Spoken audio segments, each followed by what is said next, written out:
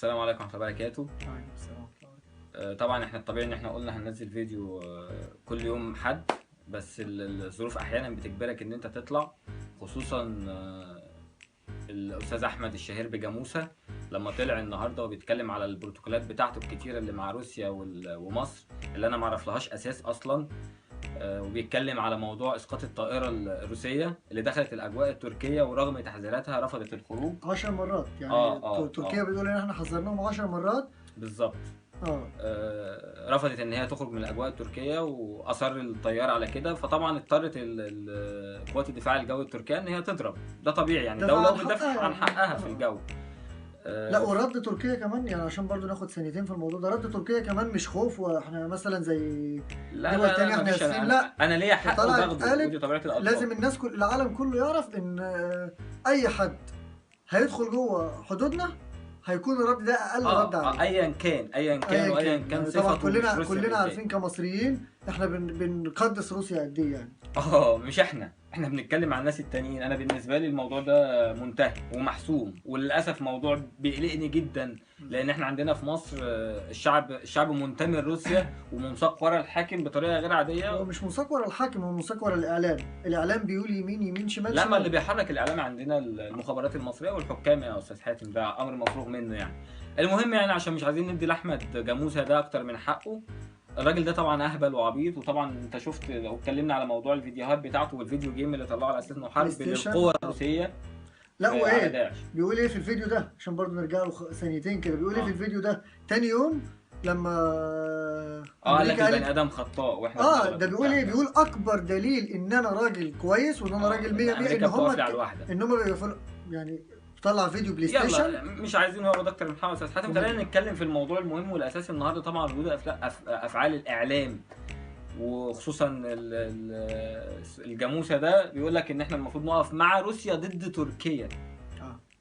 لك ان تتخيل موالاة العرب والمسلمين للغرب. الغرب اللي هو شيوعي، والشيوعية كفر، ودي بشهادة الشعراوي رحمة الله عليه، ما فيهاش كلام طبعا.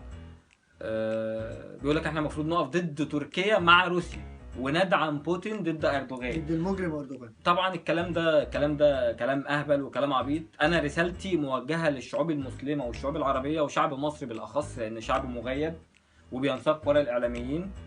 مش كله طبعا، عشان خلينا نتكلم عن الاغلبيه العظمى. احنا من زمن الزمن، من ايام الهالك جمال عبد الناصر واحنا بنقول على روسيا قوه عظمى ومنساقين وراها يعني. حتى لما جه السادات بقينا تبع امريكا، فاحنا يا تبع روسيا يا تبع امريكا، ودي مشكله وكارثه طبعا.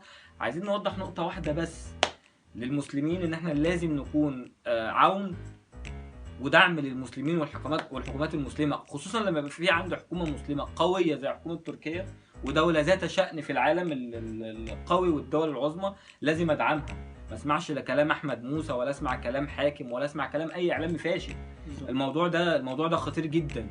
الشعب المصري لازم يصحى، لازم يفوق، لازم يبقى عارف ان اللي هو بيعمله ده غلط. لان اولا ربنا قال لن يرضى عنك النصارى ولا اليهود، لن ترضى عنك اليهود ولا النصارى حتى تتبع ملتهم. صح الكلام ده ولا؟ احنا ما بنتكلمش في دين، يمكن احنا اخر ناس نتكلم في الدين يعني، بس دي حاجه منطقيه وحاجه بديهيه يعني. لما اجي انا اقول عايز ادعم ده ضد ده، فالموضوع خطير جدا يا جماعه.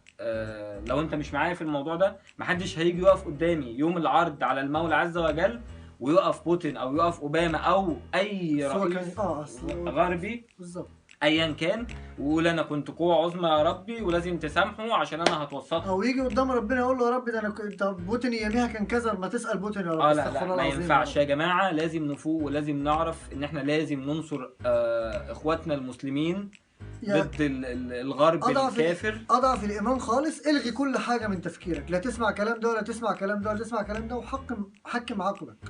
زي ما ربنا ادالك، حط يعني قيس الامور كلها بمنظورك انت، حطهم كده كلهم على ترابيزه وبص لدي وبص لدي وبص لدي. شوف عقلك هيريح مين، شوف عقلك هيقول ايه، شوف عقلك اسمع كلام نفس الشخص السنه اللي فاتت والسنه دي.